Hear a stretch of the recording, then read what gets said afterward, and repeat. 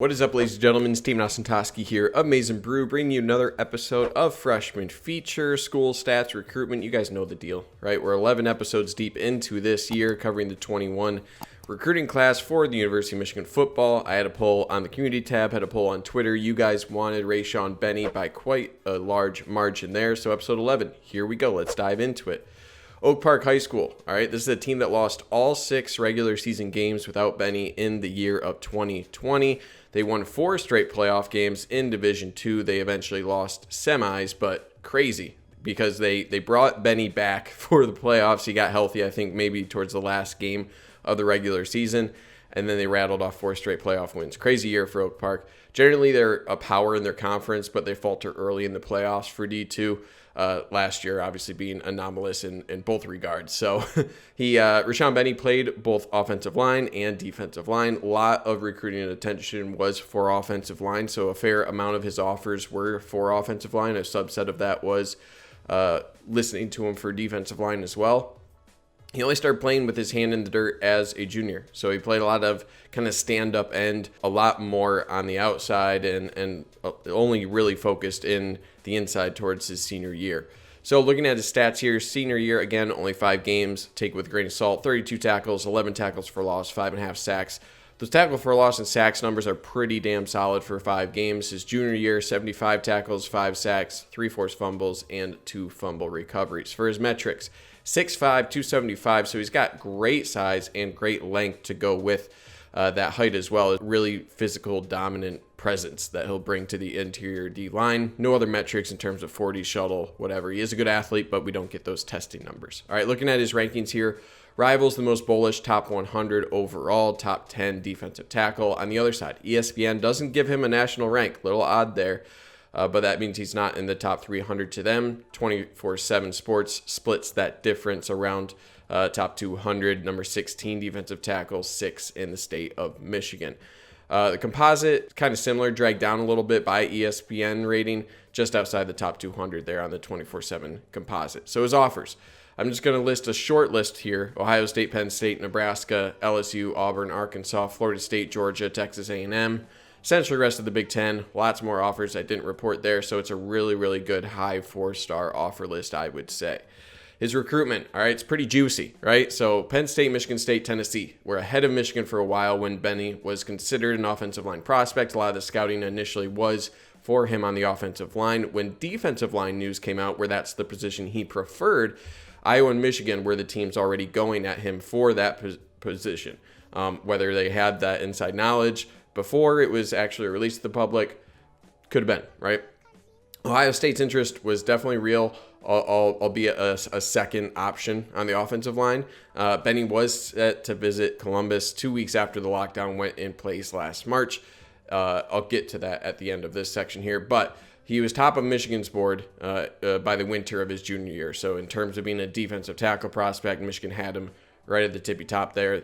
And like I said, they asked Benny whether he wanted to be offense, defense. He said defense, and his relationship with Shaun Nua was extremely strong. So Michigan State was a team, obviously, that eventually got his recruitment. They were trying to sell Benny on being their star player, right? They focused on the branding potential that Michigan State would provide, and Benny committed to Michigan State after the upset in Ann Arbor in 2020. So he didn't sign with the other Spartans on early signing day, and that was clearly a big sign that Michigan was still in it. In early February, boom, he switched, right? Shaun Nua, Shaun Moore, never really gave up on their recruitment, and they continued on it. So Benny's mom played a big role in this as well, and the staff continued a strong relationship with her and helped sway the good guys. Obviously, there's lots of factors that went into his commitment, depth chart. You know, if the branding thing is really a big selling point, Michigan, I'm sure, leaned into that quite a bit with what Michigan could offer as well. So it's one of those recruitments that I think the pandemic helped Michigan quite a bit.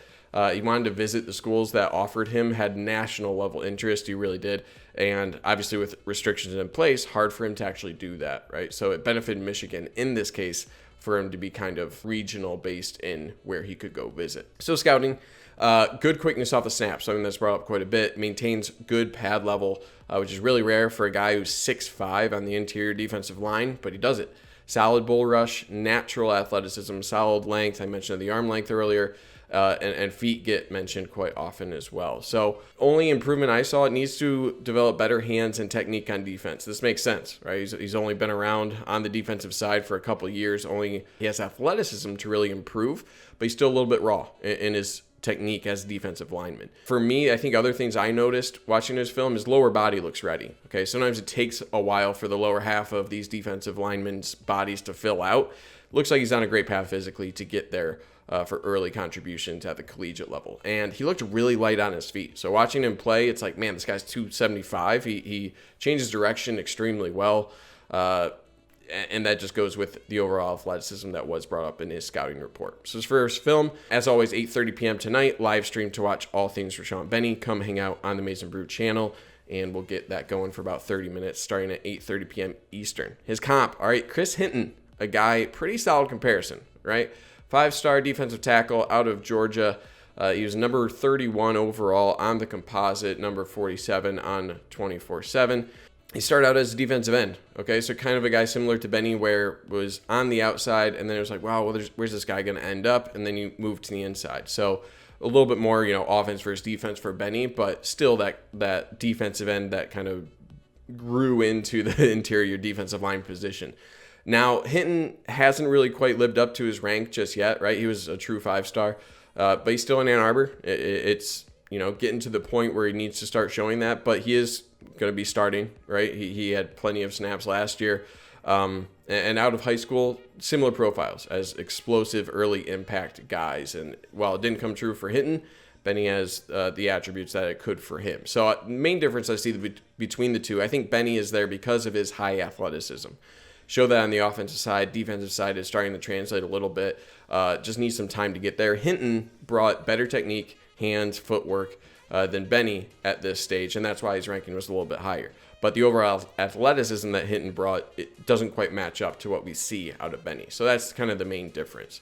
So for his projection, defensive tackle is about the rarest position to have a true freshman truly shine, right? It's extremely difficult for these guys to step in, especially on the interior. So redshirt is the plan. Unless there are some crazy injuries, shouldn't see him in 2021 more than 4 games. Could be a lot of value getting him that experience. I would expect Michigan to do so. I would expect him to be rotationally getting snaps on the interior in 2022, possibly as a redshirt freshman.